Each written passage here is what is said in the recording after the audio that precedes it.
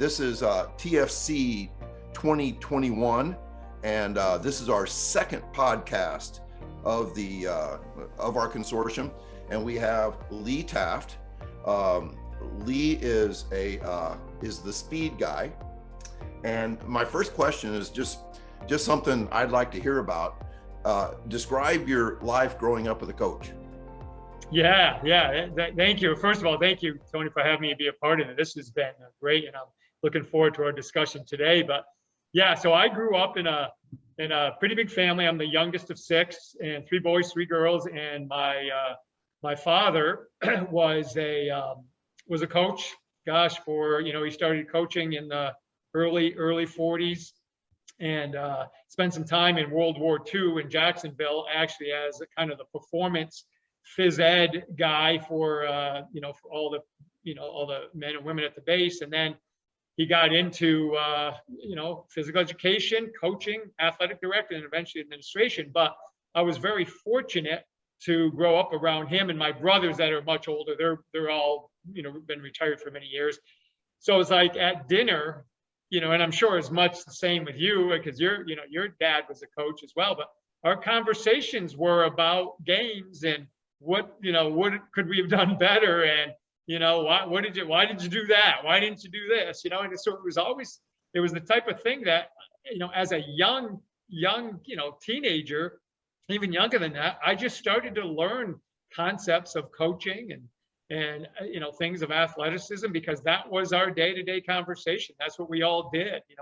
We talked about it at home. We went to school and did it, and then I got into coaching, and he was just a great resource for me. So everything that we pretty much evolved around was athletics, actually, academics, because he was eventually a principal, but athletics was that was our conversation. That was a lot of fun for me, and it's funny because I have a daughter now who's a coach.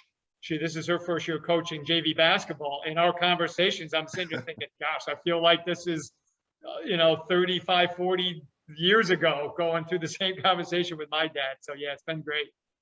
Yeah, I think the week to week excitement of growing up in a sports family, I think about, there's a lot of our listeners are coaches with young kids. They're not like in the grandfather age as we are, but I just think that those guys need to understand the gift that they give their kids.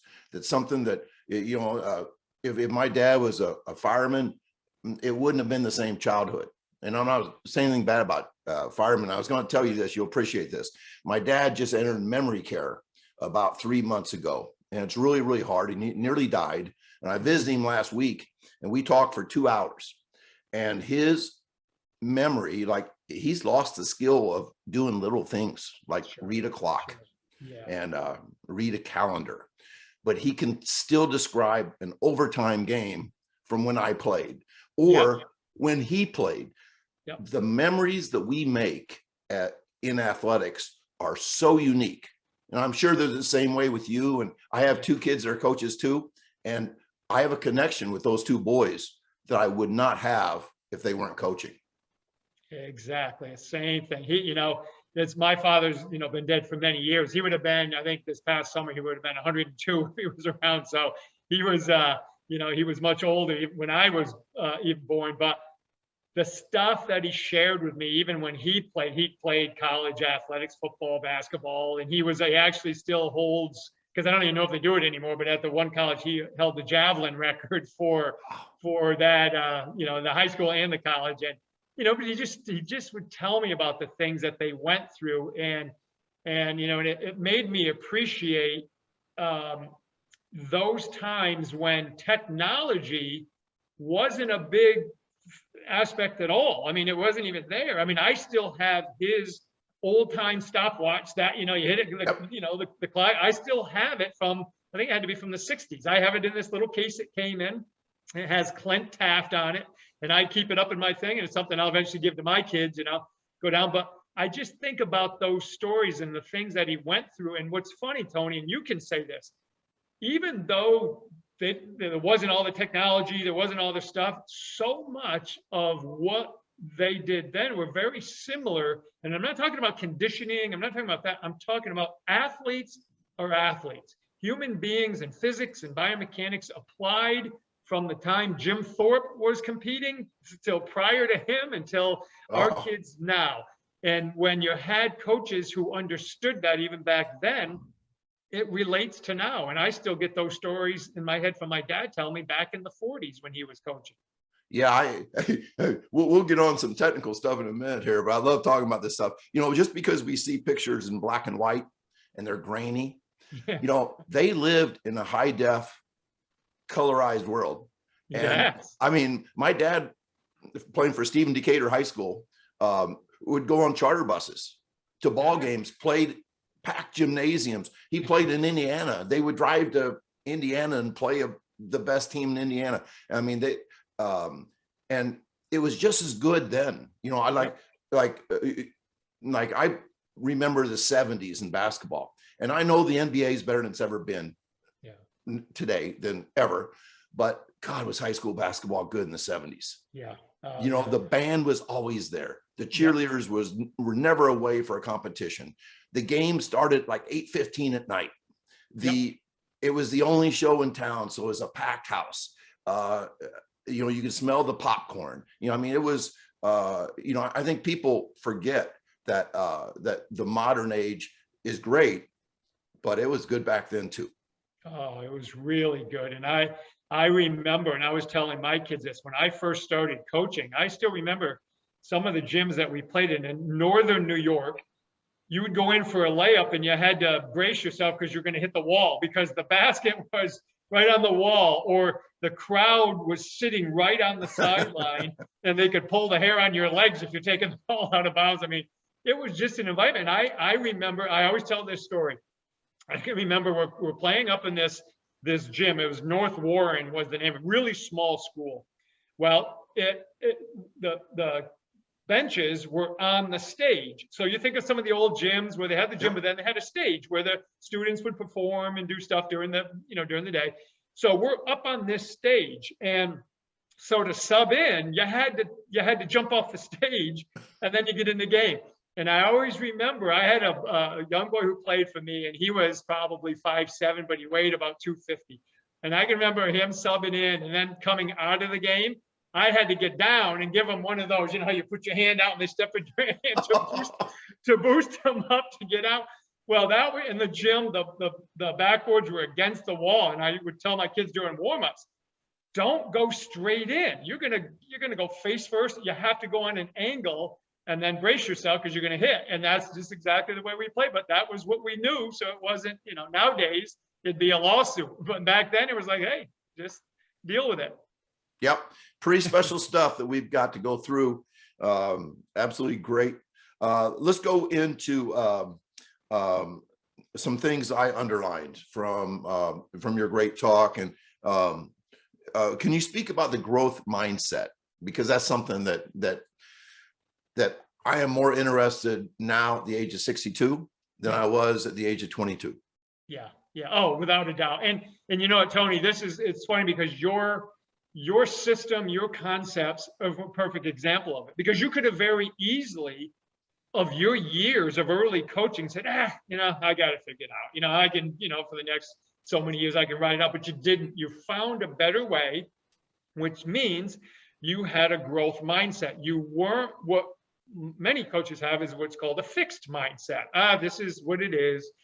I've only got this much equipment in my budget, and I only get these athletes. And that's a fixed mindset. As where a growth mindset is really, there's not a limitation unless we set that limitation. Okay, and we always have an opportunity to get better. So from an athlete's standpoint, maybe they're only 5'7" and not genetically gifted, but if they realize, you know what, there's something in this sport, track and field or volleyball or basketball or tennis, there's something that I can do. I can get better at this. I know if I can improve these areas. Well, that's the mindset that a coach has to cultivate. So now the athletes say, I never thought of it that way. I never looked at it. And it's not as easy as saying, hey guys, just be positive. Stop being so negative. We literally, you're a teacher, like you grew up teaching students. and you had to come up with strategies. Well, that's one of the things that I had to do as a teacher and then as a coach. I'm like, okay, well, there's a concept here, but kids don't understand concepts. You got to give them actual actionable steps. So I used to talk to my kids. I'm like, yeah, you know what? That wasn't a great performance today. That's okay, because this is what we're capable of. And here's the things we have to do. So tonight, let's do this. So today in practice, let's do this. And now the growth mindset starts to take over. And then when results little by little show up, then it gains momentum. You know, two things popped in my head as you said that stuff. I've often said the coaches should be more like gardeners. You know, provide the fertile soil, water when needed, don't water when not needed. Exactly. You know, fertilize with tons of bullshit. You know, I mean, that we do not produce crops. Yes. We garden them. And then the other thing you're talking about, the undersized, you might know this guy, an undersized guy that was my age back in the late 70s, never made his high school team, but he wasn't a very good shooter, but he started doing all those dribbling drills, you know, the Pete Maravich stuff. Yeah. That, you know, that I don't know why they're not, you know, a centerpiece today, because it's so good. But he got so good at these that he actually made his college team at North Park, and they won 2 or 3 national championships. And he went on to be the assistant coach at UTEP, and now he's written 4 amazing basketball books. His name's Russ Bradford. Bradford, yeah. If you have not, he has a book called Paddy on the Hardwood about the year he went to Ireland to coach a professional basketball team, only to be able to learn how to play the Irish fiddle. So he goes to Dublin. Anyway, it's a fabulous book. And there's just so many cool stories about people that weren't the tallest guy. Yeah. And still made it, you know, and it's so cool. Exactly. I will say I was a huge fan. You had mentioned the 70s. Nate Archibald was one of my favorite, and JoJo White and these guys. And I just remember, you know, not the biggest guys in the world, but it didn't matter. I think Nate Archibald is still the only one who led the NBA in assists and scoring. I don't think anybody has. Yes. Yeah. Yes. You know, and so just incredible abilities and, you know, guys like that. And there was a guy who played for the Atlanta Hawks way back. He got pulled off the Rutgers Park in New York City. His name was Charlie Chris. Played with the Atlanta Hawks back with Tree Rollins and, you know, I think Doc Rivers came in later, but it was those guys. He was a guy who didn't go to college. He played in Rutgers Park, but he got picked up because of some of the NBA players who would go back there in the summer said, this guy can play in our league. And I think he was only 5'8", 5'9", something like that. Yeah. So it's incredible when you don't set limits, you know? That's great. Let's go to something we just got to get to. And that is something I will follow my sword here and say that as recently as 15 years ago, I was teaching wide receivers in football. I got mad at them when they took a short step backwards before going forwards. Yeah. And to me, it just did not make any sense to waste a step. Can you address my error there? Yeah. And that's just such a common question. And so I played football. I was fortunate enough to coach football. And because back in the 80s, that's when I started studying movement, because I watched game film. I was a college player myself, college basketball player. And so I started watching film, and that's when I started to understand that movement, because I remember our basketball coach used to get mad at us. Stop taking a backward step before you go forward. And I kept saying, we're not. And the reason me saying we're not is relevant is because I don't ever intentionally remember taking it. It just occurred naturally. So what I started to do, Tony, was I watched old film of Gale Sayers, you know, Sammy Ball. I wanted to see guys who didn't have people like you and I, didn't have people who could technically teach speed and movement. They just played. They played their sport. And what I started to notice is I started to, you know, understand physics a little bit better, laws of motion. And I realized, okay, this full step comment that coaches kept making, I got it. I understood why they were saying. But because coaches were constantly yelling at their players for doing it, but the players would continue to do it. You knew there had to be a short circuit there. Somehow it wasn't happening. So there was no way a player, after just getting chewed out, would intentionally do it again, but they would. So here's the thing. When a reactionary step, or what I call the plyo step, occurred, if we look at the vertical axis of the body and where the center of mass sits, we always have to move the center of mass somewhere. So if I'm coming out of the blocks, I have an advantage because I've got the blocks, I'm lower, I know exactly where I'm going. But if I'm in an athletic stance like a linebacker or a basketball player or a volleyball player, and all of a sudden something happens quickly in front of me, I've got to establish the ability to create energy down and away from the direction I want to go. So naturally, the central nervous system, which is designed of this fight and flight reflex, which is a protective mechanism for humans. Well, in sport, we have attacking and we have escaping. And so what happens for you wide receivers is, even though they're in a staggered stance, because they're not moving and they're standing at a 2-point stance, their center of mass is still kind of close to even the back foot. So when they first take their initial action to be quick, they're trying to create stability and stiffness. So when the leg moves back a little bit, all that's saying is the body needed a greater level of stiffness and angle to push off. Now, if they didn't use it, then they didn't need it. So with my athletes, I never taught it. I never, if they did it, they took the plyo step or the full step, I never said anything. And if they didn't do it, I didn't say anything. My whole thing was to try to tell coaches, this is why you're seeing it happen. And this is biomechanically and physically what's actually happened in the central nervous system, which translates into the biomechanics of quicker movement. And there's many studies now with force plates and stuff that have actually proved it. So yeah, it's kind of a neat area. I've always enjoyed the conversation of that. Yeah, we just, in track, we just talk a lot about shin angles. Yeah. That the angle of your shin will determine, it's just physics. The angle of your shin, I have a kid that wants to overstep on his first step. And I took a picture of it and I said, okay, look, you have a vertical shin here. Yeah. Draw an arrow about where that force is going to push back on. And, it's like straight up, so all that stuff is good. And another thing I wanted to get to, I was watching the work you were doing, fascinating work with basketball players and tennis players, and the movements are so similar. Yeah. It's so similar. And what I was thinking about was, oh my God, baseball players today that play 12 months a year baseball, that just play in batting cages. Yeah. And they don't get any of that anymore. No wonder nobody can steal a base. I mean, it's really hard to teach those movements if those movements have never been done, and I think about how important it was to people of our generation, how basketball was important to football. Yeah.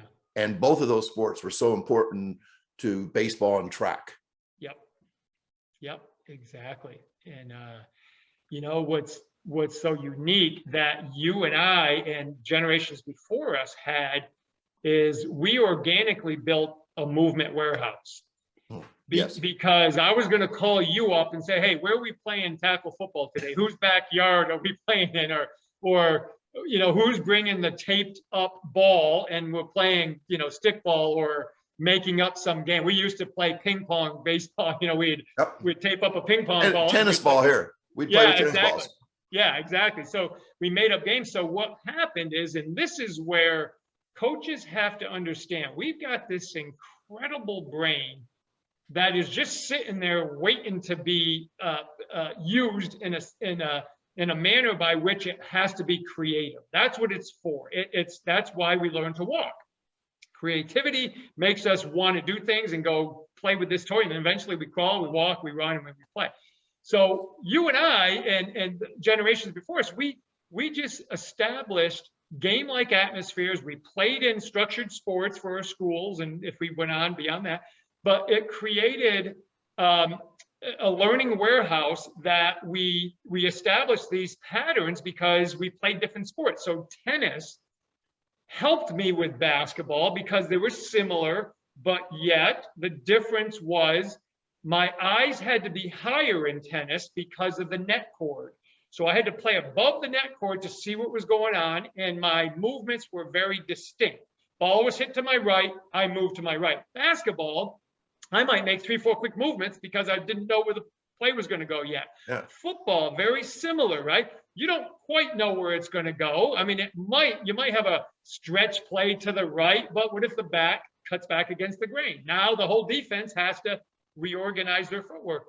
Well, what's happened so much now is, like you had mentioned, players stuck in a batting cage or tennis players hitting off a ball machine. What happens is they build repetition without reactionary competence. So all of a sudden now, yeah, I can hit a fastball coming off the ball machine, but now I get in a game and it's a little bit windy, a little bit noisy, lights a little bit off, and this pitcher has an odd release.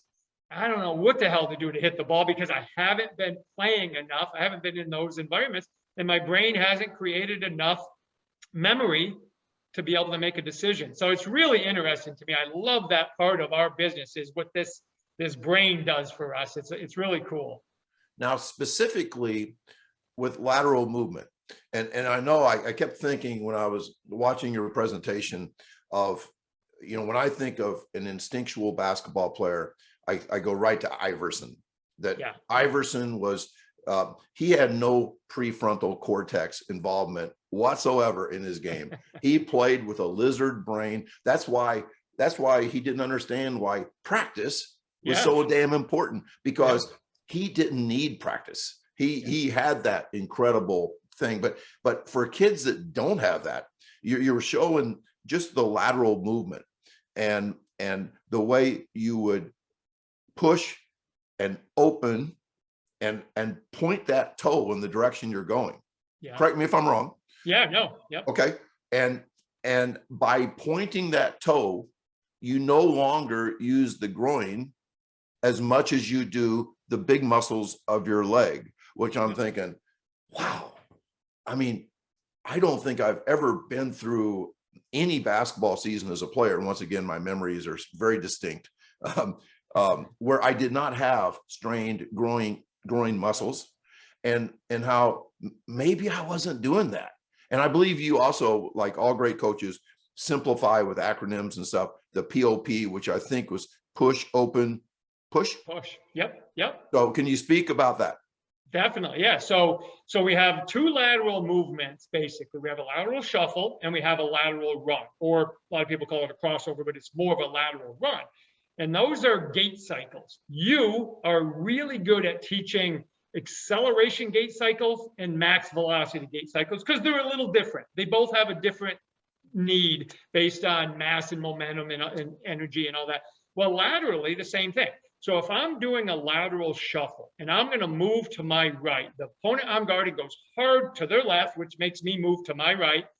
My outside leg, my left leg, has to push me that way because that's behind my center of mass. It just makes sense. If I'm going to push a wall, I'm not going to put my toes against the wall. I'm going to lean on a 45-degree angle and I'm going to push it because I want the angle. So the lateral gait cycle, what happens is the backside leg pushes. When you get that push, what aids in that push, and this is action reaction, is the front side leg opens up and abducts. So abduction, moving away from each other, are stabilizing action reaction forces. And that's a positive. That's just like you teaching an athlete to come out of the blocks and separate their arms aggressively. Those opposite forces help each other. Same thing in the lateral gait. So now, once that backside leg is finished pushing, the front side leg has to pull to keep momentum going, but also allow the back leg to recover. So now, do I want to use a small pectineus muscle or small adductors, or do I want to use my glutes and my hamstrings? So if I turn out and my heel grabs some ground, the calcaneus is a really big proprioceptive tool, but it's stable. And so now when I pull with that heel, I've got a good, stable, strong area using big, strong muscles, and that allows the backside leg to recover. And the reason I know this isn't because I invented it, by no means, because I studied film of players older than me for years and years, and I kept watching, like, everybody's doing it naturally. Nobody's being told to do it. It just happens. So I started to put two and two together mechanically and said, well, this is why. So that's the lateral gait shuffle. Now the lateral gait run, the push, open, push, same. The first third of the movement's the same. If I'm in a steel base, if I'm going to be a cornerback and all of a sudden I have to quickly get towards the sideline to help on, coverage, I'm going to push with that outside leg again. I'm going to abduct and open that front side leg. The only difference between the shuffle and the lateral run is I'm not going to keep in the shuffle, my backside leg always stays my backside leg, and the front side leg stays the front. On the lateral run, it's just like coming out of the blocks. I'm going to create a shin angle. I'm going to push. The only difference is my shoulders and my eyes stay oriented to the play while my lower body runs me in that direction. So that's kind of the difference. And they're pretty cool to break down. Yeah, I would think that you call yourself the speed guy, but people could call you the agility guy. because you really break it down into not just straight ahead running, but something that I talked with a guy, great guy, but he works with NFL guys for the combine, and he made a statement I disagreed with. I mean, not I don't want to fight this guy and block him on Twitter, disagree.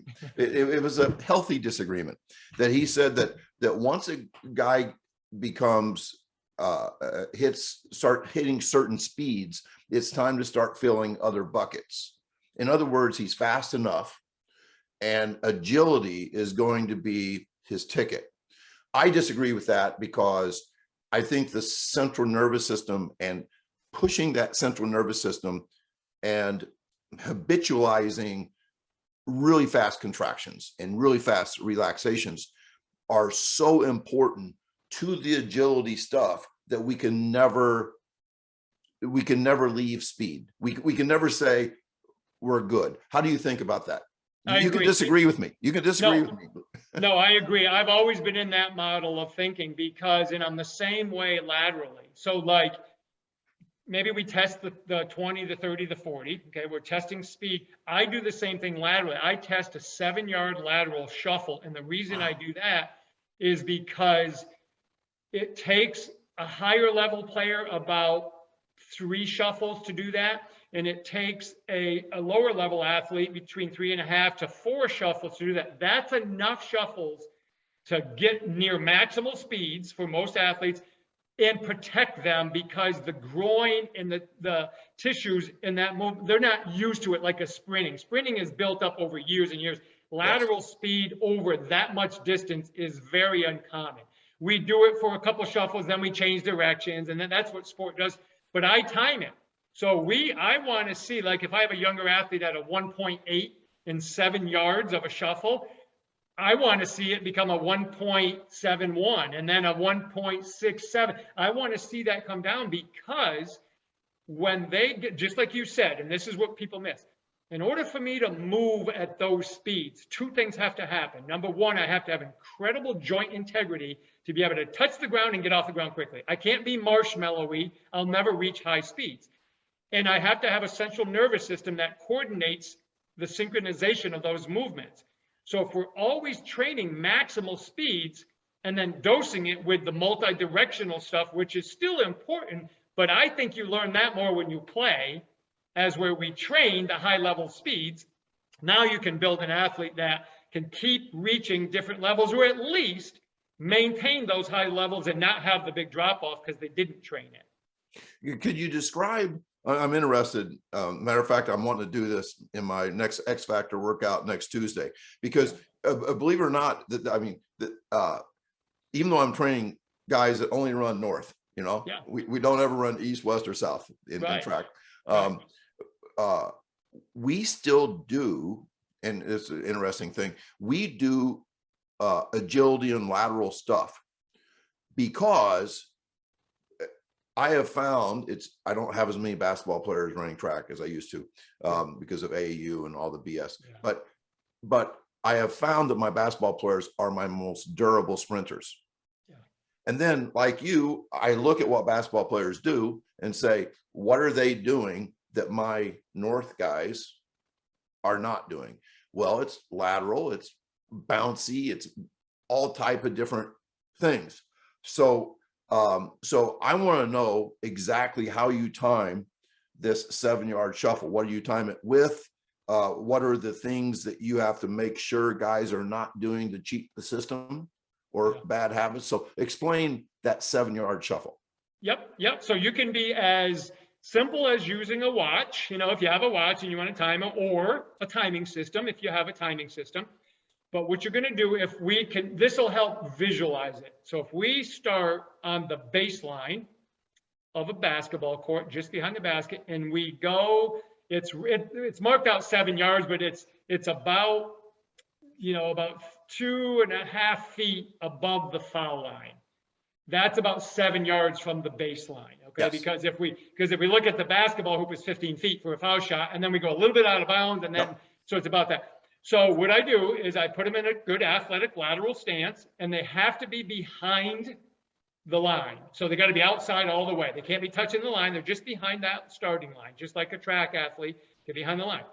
And then on either a command or if I'm using a timing system, they can go. And then they just shuffle through full speed till they get through the end line. And what can't happen is they can't cross their back leg over in front of the front leg, which becomes a lateral run, which is naturally faster.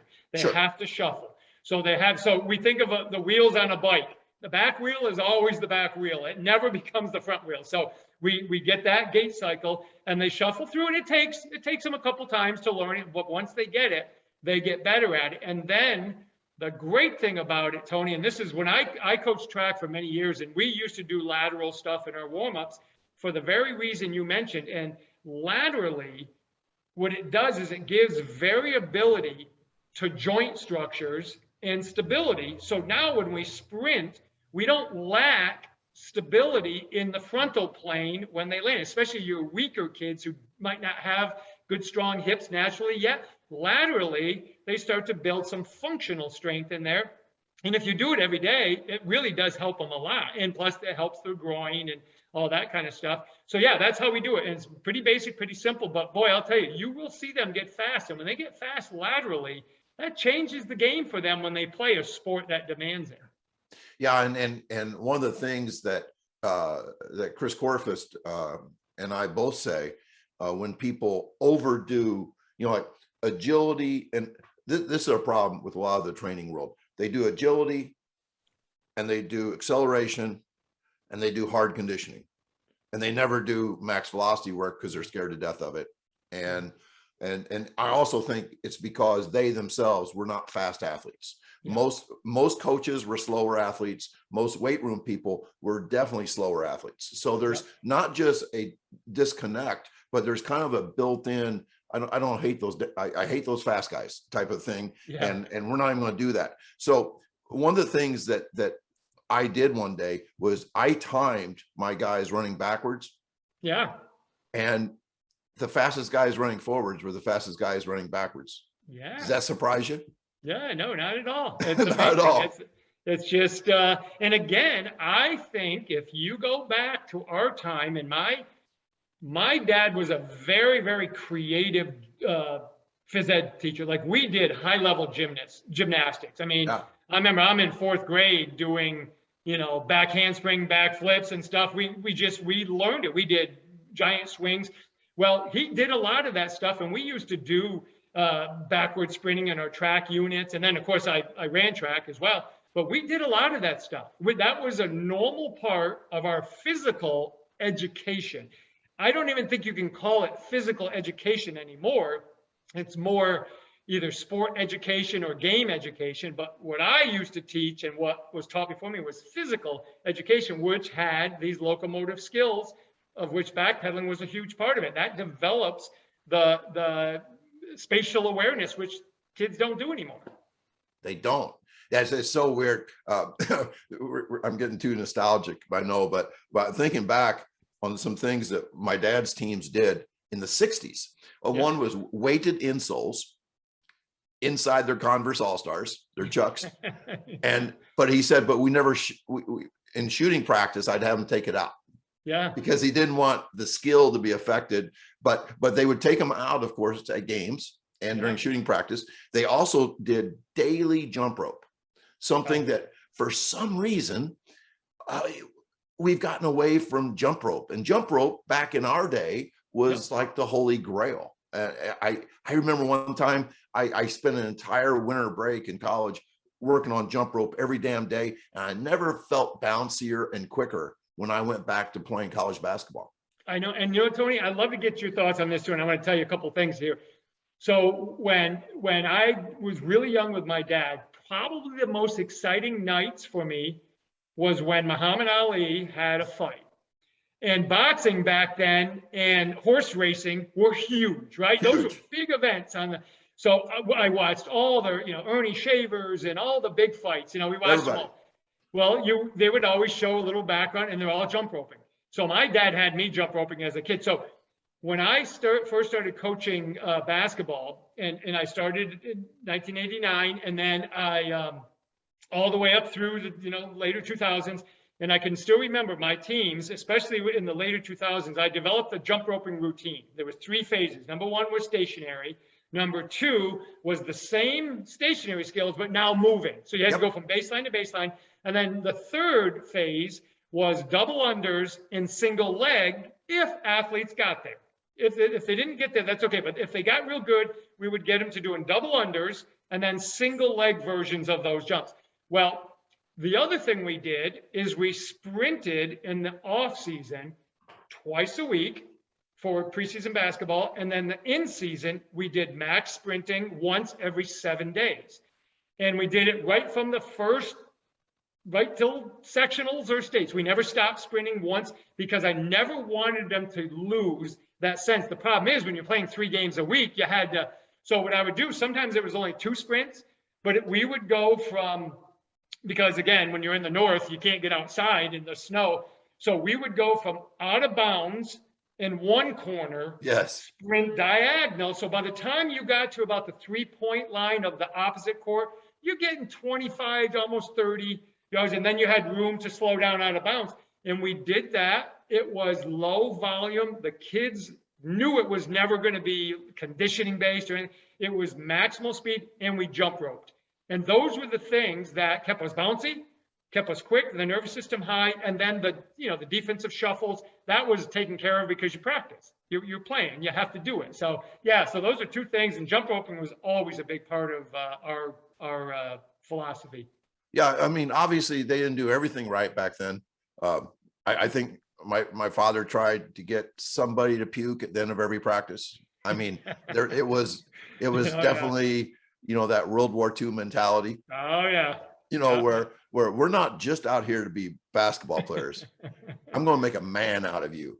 And the way you do that is by just crushing them. And obviously, so not everything was great back then, but I definitely have fond memories of those ideas.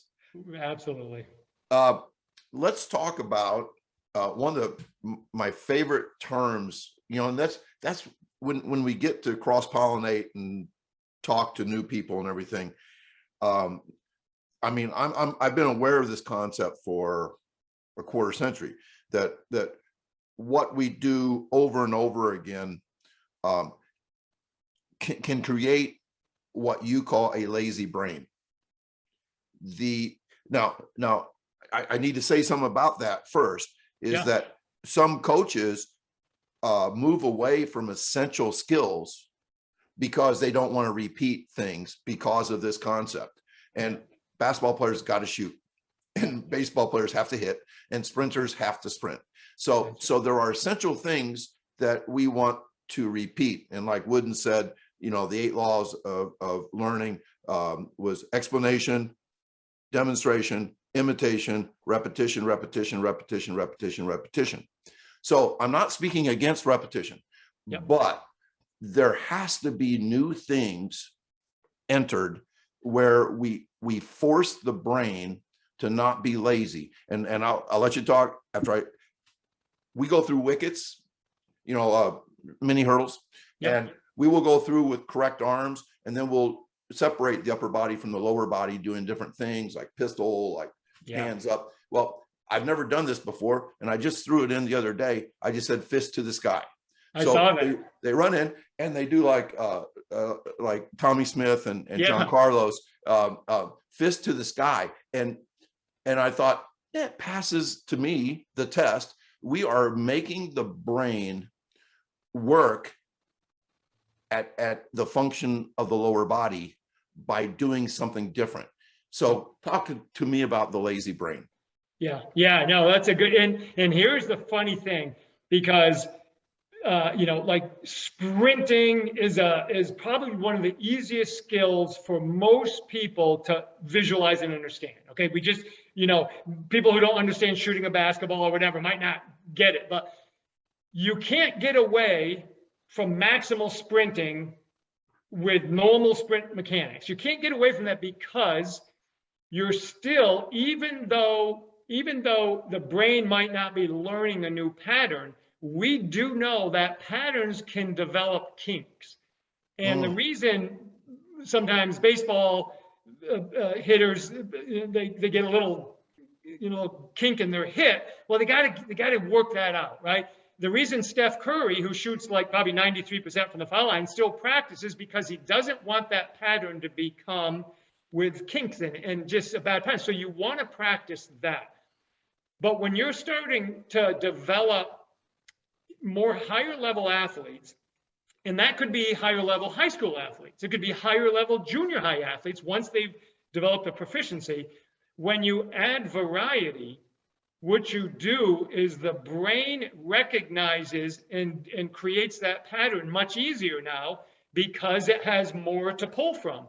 So that's what makes maybe a good a good cornerback in football or whatever, because they've seen so much of that pattern, even all the variations. They now know when to break on the ball, or they know when to, as where a young cornerback has no clue. They just don't know because they haven't seen enough. So when we perform a pattern and a skill that we're already really highly skilled at, proficient, all the synapses are developed, the myelin has covered that nerve so it moves as quick as it possibly can move. It's not that we're going to, if we keep doing that, it's not that we're going to keep expanding it. We want to keep it clean. But if we're trying to continually develop the brain's ability to do other options, we need to give it variability. So you now having these athletes run with one hand high compared to pistols, both hands, arms out, whatever. Now you've thrown a whole new pattern in there where the body says, oh, wait a minute, this is really asymmetrical.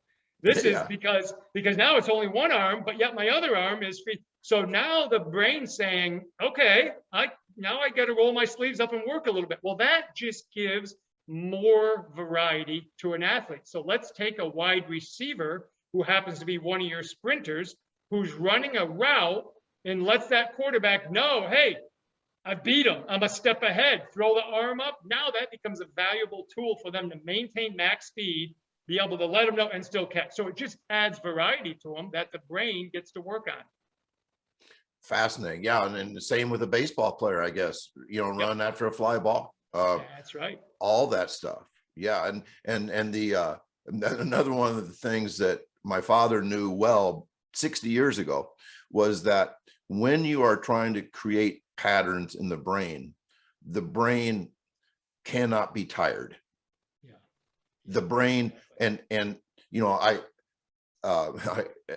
see basketball practices going on during our sprint workouts, and our sophomore basketball team, great coach, greatest guy in the world, but they run for 30 minutes to start practice. Yeah. And to that coach, first of all, that's what he had to do. Yeah. And so that's normal. Yeah. Secondly, it's like we need to practice in game-like conditions, and we're never fresh in game-like conditions. Yeah. But my father would always say, you don't shoot free throws best at the end of practice. You need to develop the pathways when you are fresh. Can you speak to that? Without a doubt. And that's been, I've been a basketball coach for a lot of years and a skills coach, and I've worked in it and I've consulted in it. And that's my biggest pet peeve. I'm like, you're not, like, when players miss shots and this, you're not focusing on them improving the shot. You're making them run. Them running up and down wasn't the problem in the game. It was missing the shot or missing the layup. So let's establish a system of making different shots under different environments and things of that nature. And what happens is, you know, to the coach you're talking about, we all grow up in an environment when we played where the college coach or a high school coach is, you know, really punished us a lot and made us run. And we think that that's going to improve the overall effect of the game. And I posted this question one time, and I said to my group of my followers, I said, would you rather have a team that's not at their highest conditioning level, but all of them are just thoroughbred athletes, quick, laterally, fast? You know, they just can go get it really quick, and they can fast break and they run, or a team that's average skill, but the best conditioning team in the conference by far? I was shocked how many said, oh, I want the best conditioning. I'm like, are you kidding me? I mean, I'm sitting here saying, you know what? I want the game over by halftime because my thoroughbreds just ran you out of the gym and pressed you and did stuff that you guys couldn't. And it's like, train the skills that make them be able to make shots, make passes, make explosive moves, defend really well. The conditioning will take care of itself if you have a correct practice scheme. Yes. You know, and there's so many, like I say, let the games be the hardest thing you do. Yeah. And coaches are like, oh my God, you know, it's like, it's almost like blasphemy to them. Like, no, practices have to be really hard so the games are easy. No. Then you'll never develop the skills required to be really, really good. And then it also goes back to my idea that as coaches, we were typically guys that were not the thoroughbreds. Yeah. And we bought into hard work. Yeah. And we saw improvement due to our grind mentality. And then we bring that to a performance position as a coach. And plow horses are not performing horses. Yeah. We need to create those race horses. Yeah. I just love that stuff. Yep, absolutely. Well, how many times on ESPN highlights do you see the best conditioned athlete highlighted? You know, it's the guy that just jumped over someone and made a play, or ran past, or the guy in Frisbee that sprinted and dove at the last 10 yards when that Frisbee went 60 yards, and this guy just sprinted like crazy. That's what they show. It's the athleticism that really is what makes the game different. Yes. And I think coaches have a hard time too, understanding the fact that, let's say a guy hasn't come out of the basketball game, it's the fourth quarter. That guy, no matter what level his conditioning is not fresh. Yeah. There's nothing you can do during the week that will make that kid fresh in the fourth quarter. And what I say is your fastest athletes are still your fastest athletes late in the game. I agree. And so what we should do is want to perform in practice, want to develop those skills and hardwire the most important skills. I always use the word hardwire. Would that be, am I talking about myelination? I can't even say it. Of the nerves, that the more we do a certain thing, the more sturdy that pathway becomes. Exactly. I like to say it becomes a part of your DNA. It just now becomes you. You do it enough, it just becomes you. You don't, because obviously the model of learning is we want it to become just an unconscious effort. Just see it, do it, make it happen. As where when we're learning it, we're like second guessing and we're thinking about it and we're very robotic.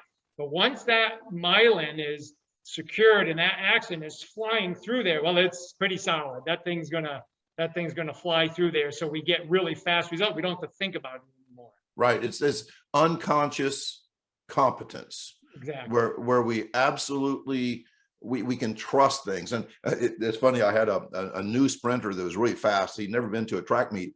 And he said, Coach, how come I ran so slow? I said, hey, you were thinking about everything.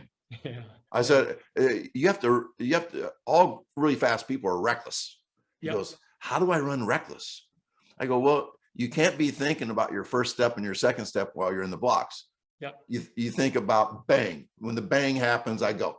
And I think that's the way Iverson played. And I think even thinking guys like Peyton Manning, they had 2.8 seconds to throw the ball.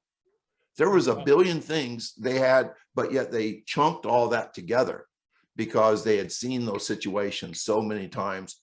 And they probably saw those situations not in a state of fatigue, because we don't even think well when we're tired. That's right. Yeah, without a doubt. And they've developed so much competence and experience that their focus could be dialed into what's important versus what's not important. and that's what great athletes do. That's why, these athletes, when they reach 28, 29, 30, games slow down for them. You hear them saying, like, I see it quicker now. I don't rush as much. And that's why you look at somebody like Tom Brady, who, can you imagine how many defenses he's seen? He's like, okay, I've seen that, back in, 15 years ago. And he just knows it, as where the rookies this year are like, I have no idea what the hell that is. I don't know how to react to that. So yeah, that's part of it. And I think coaches, you can say the same thing about coaching. Yeah. Is that we start chunking things together and seeing things simply. And I have to remind myself when I'm doing presentations that when coaches come and watch me coach, they're like, I got a lot out of this. I got so much out of this. And I'm thinking maybe they get more out of watching me coach, because I'm probably doing some things, nuancing some things that I don't even know I'm doing. Yep. Exactly. Would you agree that visiting a coach and watching him work is probably better than any presentation? I agree with that. And I was a big fan of that myself. When I was a young coach, I would go watch different sport. Where I grew up, the New York Giants used to practice at Albany State. That was and I lived pretty close to Albany. So I would drive down and I'd watch their morning and their afternoon practices. And I didn't care what the players were doing. I was watching the coaches and I would follow. And all I wanted to do, and again, I coached at a high school level. I wasn't trying to do their skills. I wanted to see their mannerisms, their timings. And I wanted to see what was important to them when something broke down. Like, what principles are they trying to get across? And sometimes when they ignored something that was a mistake, I'm thinking, oh, that was a great idea not to jump on that guy at that time. And that's what I had to learn. So watching it, it's just like watching a good basketball player when you're a seventh grader. You say, oh, I want to be able to do that, So yeah, I think that's really important.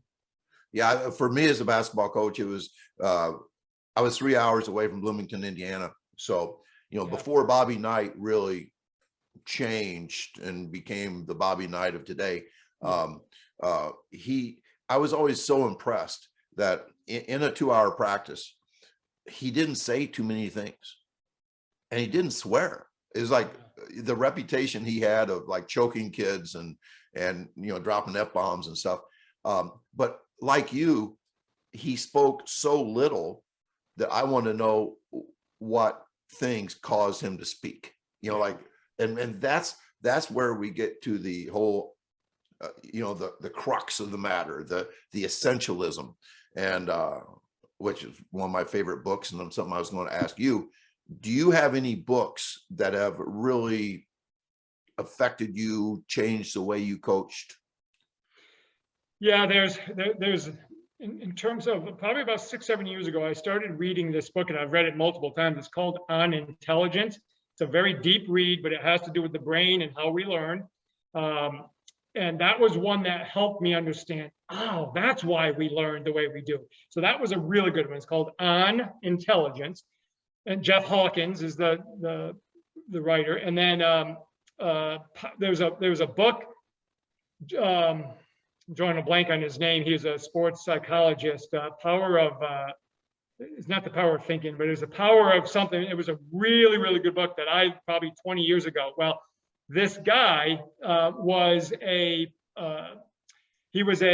sports scientist or sports psychologist at Bolletari's Tennis Academy, which is now IMG. I was at Bolletari's in 1991 as a strength coach, and he was there working with, young Agassi and Sampras and all these guys. And I used to love listening to him and his approach to mistake response. How do you respond to a mistake? How do you let that not affect you and stuff like that? And that helped me a lot know what to tell my athletes. And I can't think of the name of the book. It was Power something, but really, really good stuff. And those are books that helped me a lot, is just understanding why we do certain things that impact this growth mindset or this, learning, the concepts of learning. Make it stick is another one. When you think of that book, post on Twitter today. I will. I'll retweet it, because you'll remember, if you're like me, you'll remember like 60 seconds after you hang up from this podcast.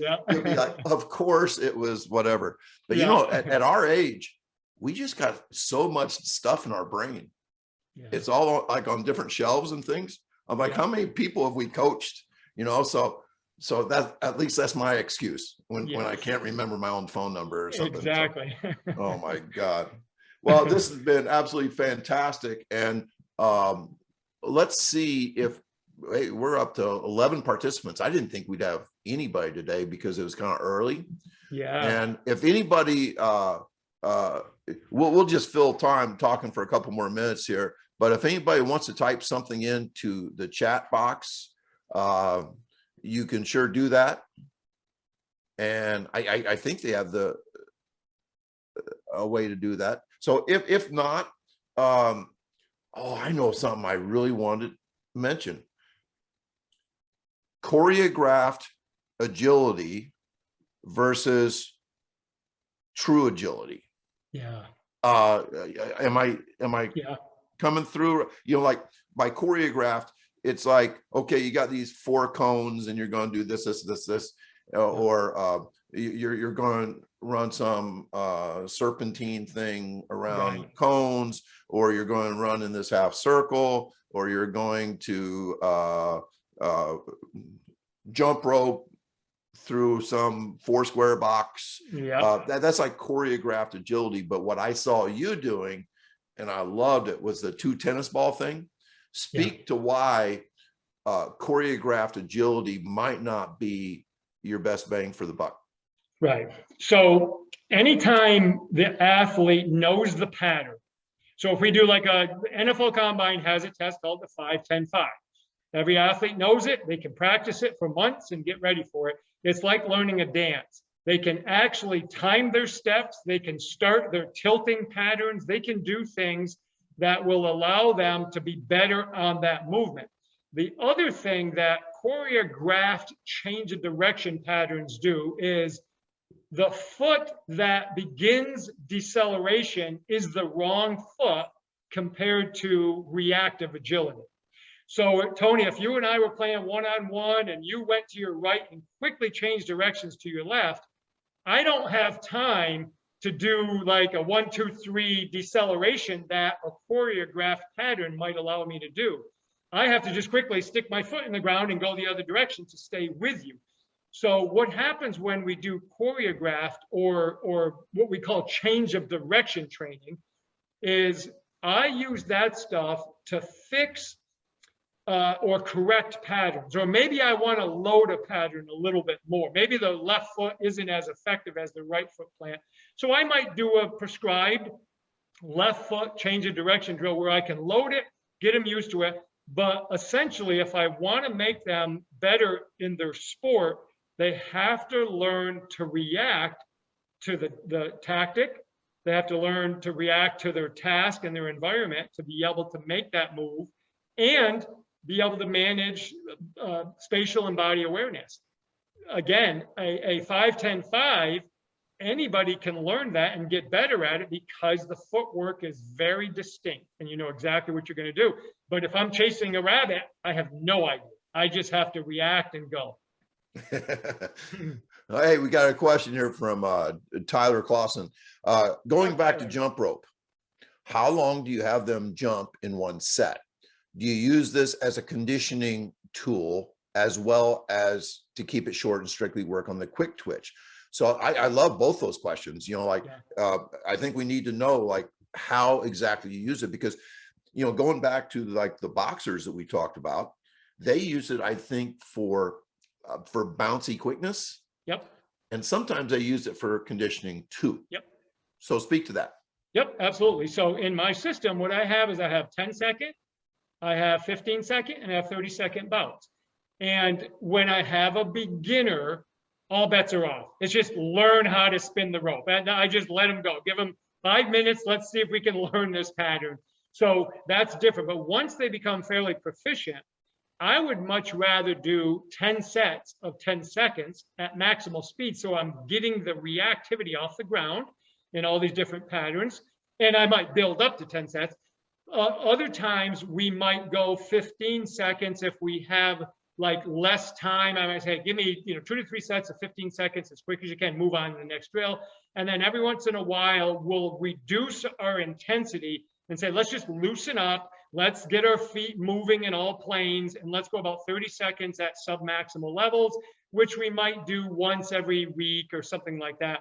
But for the most part, if my reason for jump roping is to get quicker off the ground and to develop coordination, I want to stay at a level that lets that happen. And my nervous system says, holy cow, I got to get going because it's fast. And that's ultimately where I want it. So we keep it pretty short. Yeah, I think I would have answered that question the exact same way, that I would never do it as a 10-minute conditioning thing, because that's not my goal. I would rather get into basketball shape than jump rope shape. So I would do it fast, but I would add this, and I think you would agree, if you do 10-second high performance jump rope, it's not the traditional aerobic type of conditioning, like a 10-mile run. That's right. But man, I think you're getting into basketball shape. Capacity, you're building capacity. And especially if you do this, what we used to do was, once you did your 10 seconds, now you got 5 foul shots while your partner goes, and then you rotate. So they're always fresh going into their 10 seconds, but yet they're working on a skill while they're in their rest period. And it just kept it fresh. It kept it going, and it went by really fast, but we're getting 2 distinct skills being developed. And I love that, because I'm always talking against basketball coaches doing the old, like run a killer, shoot a shot, run a killer, shoot a shot. And the guys are like airballing the shot, I'm like, hey, we got to get better at this. So, but I love the 10 seconds. That does not fatigue the brain. It's almost like the brain is on fire, because it is. That's why I always say about my sprint workouts that people are better in the weight room after a sprint workout than before a sprint workout, because their nervous system's on fire. That's right. And the great thing about the jump rope, Tony, the pattern of the jump rope, especially when you do it quick, it simulates the lift on a shot. Because a quick shot is very much foot, ankle, lower leg dominant when we're just shooting a quick shot or a foul shot type action. So even if we're not lifting it, but that's the action. So those skills couple really well together. And usually kids are going to screw up one time in 10 seconds. So they're not actually jumping the whole 10 seconds. It might be like 7.5, but still, then they go shoot a shot where they just got through working on that vertical lift. Now they get to go actually execute it in a skill and go back, and it's not long enough to fatigue them. No, I think that's the absolute perfect. When these coaches want, they say, well, we don't like shoot free throws in games in street clothes. We're like sweating and stuff. Well, I think this is a way that you could get a little bit of foul shooting done, in the perfect state of a basketball player. The heart's beating kind of fast, but you're wide awake. You're not like hands on your knees. Here's another question. Would the 7-yard shuttle time be Lee's equivalent to Tony's 10-yard fly? If not, would Lee consider using the 5-10-5 as the easier test to measure change of direction? So I think what they're getting to here is that because we're limited in space in the winter, the 10-yard or 10-meter fly is a key metric for us. We have enough room to get to top speed, measure it, and not run through the wall. So we put a lot of it, and I always say there's no false positives. on this. If somebody runs 23 miles an hour, they're a good track athlete. There's no such thing as, well, it just doesn't translate to the 102. I don't understand this. Now, sometimes the 40 doesn't translate real well, but the top speed always translates. So is there something that you hold that dear, and would it be the 7-yard shuttle? The 7-yard shuttle is the one that closely represents an athlete's ability to have maximal speed potential laterally. For me, that's the one I want to see. It's safe enough because they're only getting up to about 4 strides, which laterally you can get up to maximum speed pretty fast. And it helps them be able to express really fast leg turnover laterally in the lateral gait cycle. If I'm trying to emphasize the ability to change direction, yeah, I would use a different type of test. But again, I'm always of the camp, speed wins. So if I can get them faster, I know they're going to change directions faster because they're just going to get exposed to it all the time playing the sport of basketball. So yeah, and they're going to get that plenty of time just doing regular basketball defensive drills. They're going to get that. But if I just want to see lateral speed, that's an easy test, doesn't take a lot of space, and yeah, we can see their maximal speeds. I'm so interested in this. I want to know 2 other details. What is your rule on staying down? Mm-hmm. And what is your rule on feet coming together? Right. So let me answer the second question first. So the lateral gait cycle is going to force the feet to come together. They may touch or they may not. That's never been an issue. Coaches don't like it because they might hear this click, but it rarely has ever tripped an athlete unless it's an uncoordinated athlete in the first place. But so what happens is the gait cycle, the leg path, that oval that the stride has to go through, in order for it to finish, it has to come back under the center of mass, under the hips or close to it. Both legs have to do that, because if not, it would be like starting in the blocks with your knees almost locked out. You're already halfway through the move, you just don't have anything left. So the shuffle, you want to make sure that you allow the gait cycle to finish. Secondly, to your first question is, you do not want athletes too low. This is a pet peeve of mine in basketball. We always teach lower, lower, lower. Well, what happens is now we're taking an athlete and we're forcing them to use a lot of power, but power is not faster than elastic energy. The reason maximum velocity is faster than acceleration is because acceleration, we need power to move or change inertia. But once we get up there, we want to be tall. We don't want to be a squatty runner and get really knee bent. Same thing with the shuffle. I want to be athletic. I want to have enough knee bend so I can reach angles. But if I get too low, I become very heavy in my quads and I become slower. But I want to be reactive and quick. So we say stay in the tunnel. In other words, I don't want to go up and down. I want to stay fairly level, and I don't want to get too low because I lose my quickness. Yes, it just brings back so many. I mean, there was a train of thought with large percentages of basketball coaches back in my day, that you always, your feet never came together because we always wanted to be able to go left and right. And we came together, then we were like a post, and we were easy to dribble around, and it was hard to change directions. And then the other thing was, I don't know if defensive guys could ever get low enough for some coaches. It used to kill us.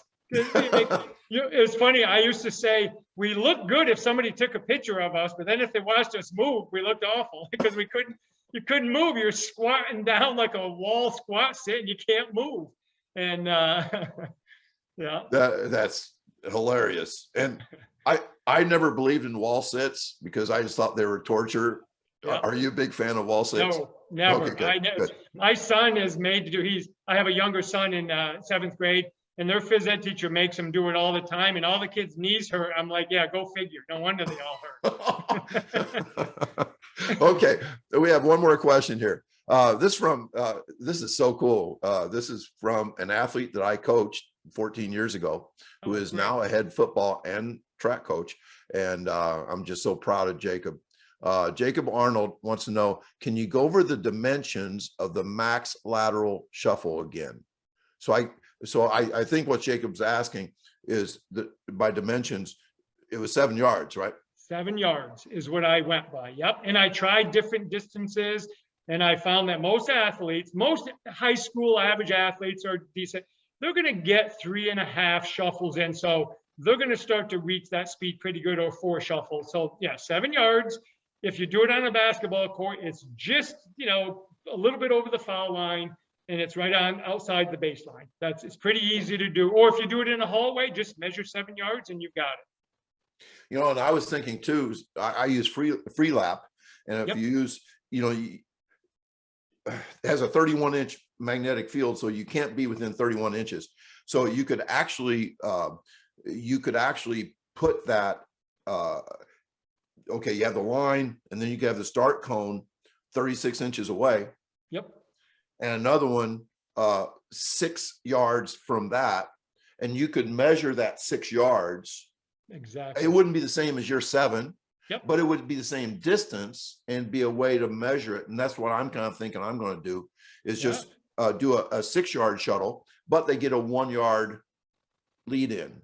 Exactly. And I just found out last night, talking to Christopher Glazier, the CEO of Free Lap, that Free Lap cannot time anything less than 0.79 seconds. Oh yeah. So there's no such thing as a 5-yard fly. Yeah. Free lap. Because that's just, so the 10-yard fly is like the shortest fly you can do. But with the shuffle, it's slower. You're not max speed. You're not running, like that's right, full steam ahead. That's you're right. running sideways. You're only getting a 1-yard run in. So your times are going to be like 1.7, 1.8, even if you time the full 7. So if you time the 6, I would think you'd be getting times like 1.4 or something. Yep. Yeah, exactly. And here's the thing I always tell people, because they'll ask me of the standards of my athletes, and I'll tell them, but my thing is create your own. If you want to go 8 yards, 10 yards, whatever you is, the basic thing that you want to do is each practice or a couple times a week, whenever you're going to test them, test your athletes to see your athletes improve. Whatever your distance is your distance. It doesn't matter. I just use 7 yards because it made sense to me. Yes. And then you just time them. As long as you have consistency, then you can have something where the kids can see their improvements. Yes, I always tell coaches that you are not in a pissing contest with some coach in Louisiana. Exactly. With your metrics. You are doing, you may publish your metrics for other people to see and for your kids to add meaning, like, oh my God, I always tell my kids that 8 billion people are going to see their times. Yeah. So don't embarrass yourself. and I think they're like, even if like 3 people see my times, I care enough to go out and have a great performance today in practice, which is a total mind change from just hard work. So yeah, I think as long as coaches establish a solid way of timing it, then you have what I call the food of cats. Competitors care about their times. Exactly. And they'll start chasing that time. And you as a coach, it makes it easier for you, and you just celebrate with them. Yep, without a doubt. A great test I'll share with you and the listeners is, and I started trying to get more numbers on this just to see it, and I did this to be able to help with, this is great for football, basketball, change of direction sports. Basically, you time an athlete in a 5-yard, a 10, and a 15. Then you time them in the exact same distance with change of direction. So the 5-yard, you do a 2.5-yard out and back. So for the 10 yards, you do 5 out and back. And then for the 15, you do 7.5 out and back, and you mark it out. And what you're trying to establish is, would athletes have the ability to manage higher level speeds and change directions and not lose much speed? And so what I was seeing is athletes that might have a really good 10 or 15, but a lot of them didn't have a great way to manage that momentum and change directions and go back. And other athletes that maybe were pretty good, but were excellent change of direction. And it was a real simple test, just 5, 10, 15, and then cut them each in half and have them return back home. That's your change of direction. And it tells you a lot about what athletes have that ability to eccentrically load as well as concentrically fire out. It's just a real easy test to do, but you can get some pretty good ideas of your better moving athletes. Yeah, I mean, my brain goes to one of the best runs at the end of practice. And my college coach actually used these during practice. He just run one of them, and then he'd go on to something else. But it was, he called them killers. It was just foul line, half line, 3/4, and then all the way down. But because we were just running one, and this is once again how less is more, because we just did one, me and probably 80% of the guys wanted to win the damn thing. Yeah. And because of that, we were practicing change of direction and incredible force absorption. Yep. Probably in a way that the game never taught us. That's right. The only thing I would add to that is that we should have a left leg and right leg killer. Exactly. Because I would always change direction with the leg I wanted to. That's right. And that was always my right leg. I can still remember. I would always plant my right leg and come back. And so there should be a left-legged killer and a right-legged killer. And you don't do 10 of them.